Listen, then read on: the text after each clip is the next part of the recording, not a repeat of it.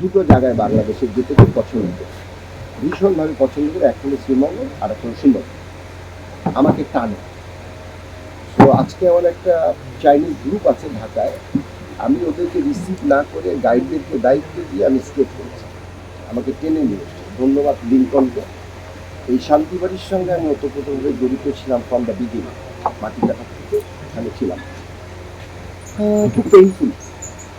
যেই মারুফভাই বলছিলেন, যেই শ্রীমঙ্গল আমরা দেখেছিলাম, শ্রীমঙ্গলটা আমরা দেখেছি বছর 20 আগে মনে হয়। আজকে সেখানে জাস্ট অপোজিটে চলে এসছি আমরা। তো আমি জানি না আমরা এটাকে আর কত ইয়েতে নিয়ে যাচ্ছি, কতটা ক্ষতি করছি আমরা। আপনি দেখবেন রাতারাতি কন্টিনিউ স্ট্রাকচার হচ্ছে, পরিবেশটাকে কন্টিনিউ আপনি দেখবেন পাহাড়ের উপরে বিল্ডিং হচ্ছে। এই পুরো রাস্তার মধ্যে আমরা যখন আসতাম তখন রাতে এখানে চলাচল করতে ভয় করতো, এই জন্য যে এই বুঝি চিতাবাঘ আসলো, এই বুঝি শিয়াল আসলো, এই ভয়টা থাকতো আমাদের। যার জন্য আমরা আসার সময় 2-3 জনকে নিয়ে আসতাম সঙ্গে। সেই সিনারিওটা নাই এখন। শিয়ালের ডাক শুনতে হলে মনে হয় আরেকটু দূরে যেতে হবে আমাদের। এই জায়গায় এসছি, এইটা বাঁচানোর জন্য আমাদের আসলে গাছ লাগানো উচিত, গাছ লাগানো উচিত, পরিবেশ বাঁচানো উচিত। আমি ধরেন আমরা যারা এখানে আছি, শুধু আমরাই যদি স্লোগান দিই, আমি আমার ফ্যামিলিতে যদি গাছ লাগানো শুরু করি, আমরা সবাই যদি শুরু করি, সাইমনটেসলি এক সময় এটা অনেক বড় আকার ধারণ করবে। আমাদেরকে পরিবেশটা বাঁচাতে হবে।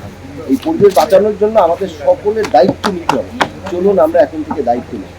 আর ট্যুরিজম হলো, আমরা ট্যুর অপারেটাররা, আমি দায়িত্ব নিয়ে বলছি, আমরা ট্যুর অপারেটাররা ইকো ট্যুরিজম নিয়ে কাজ করি। আমাদের স্লোগানটা ইকো ট্যুরিজম। আমরা পরিবেশকে রক্ষা করছি না। ধরেন আমি চেষ্টা করছি আমার অবস্থান থেকে। দুর্ভাগ্যজনকভাবে আমি একসময় সুন্দরবনে প্রচুর যেতাম, প্রতি সপ্তাহে 3-4 বার আমার মেইনলি সুন্দরবনে থাকতে হতো। তখন একটা ভেসেল অপারেট করতাম, তখন আমরা বস্তা নিয়ে যেতাম। ওই যে কটকা জামতলার থেকে বিচ পর্যন্ত আসা যাওয়ার মধ্যে 4 বস্তা 5 বস্তা আমরা ওই যে চিপসের প্যাকেট, সিগারেটের প্যাকেট, বোতল, এগুলো ক্যারি করে নিয়ে আসতাম। আমরা এইটা এলে খুলনায় ডাম্পিং করতাম। অনেক সময় অনেকে আমাদের বলতো, এগুলো পাগল নাকি, ঝাড়ু দিতে আসছে সুন্দরবনে, একটা ঝাড়ু দেওয়ার কি আছে, এই জাতীয়। এখন একটা সিগারেটে, ধরেন আমি হাসান মুসুর সাহেব গাইডপুসের অভিভাবক, গাইডপুসের যার কাছ থেকে আমরা সবাই ট্যুরিজম ছিল, হাসান মুসুর সাহেব, ওনাকে দেখতাম কেউ সিগারেট খাচ্ছে, উনি অ্যাস্ট্রে ধরে বসে আছে। কারণ এই সিগারেটের মুতোটা যদি নদীতে না ফেলে, কারণ আমি যতটুকু শুনেছি, আপনারা হয়তো ভালো জানেন, যে এটা পানির ইয়েটা একটু সিস্টেমটাকে ধ্বংস করে দেয়, পলিউটেড করে দেয়, যার জন্য অ্যাস্ট্রে এইভাবে ধরে রাখে। আমরাও হাসান মুসুরের কাছ থেকে ওইটা শিখেছি। সো আসুন আমরা সবাই মিলে চেষ্টা করি,